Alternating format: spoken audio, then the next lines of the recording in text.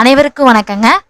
Tamil Nadu medical services requirement போர்டில் அருமையான வேலைவாய்ப்பு அறிவிப்பு வெளிவந்திருக்கு. என்ன வேலைவாய்ப்பு அப்படின்னா auxiliary nurse, midwife, village health nurse வேலைங்க. 2147 வேக்கன்சி இருக்குதுன்னு சொல்லியிருக்காங்க.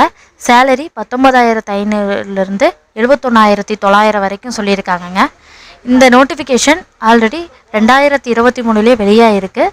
ஏற்கனவே அப்ளை பண்ணுறவங்க திருப்பியும் இந்த வேலைக்கு அப்ளை பண்ண வேண்டாம்னு சொல்லியிருக்காங்க. இந்த வேலை முழுவதும் பெண்களுக்கான வேலை வாய்ப்புங்க.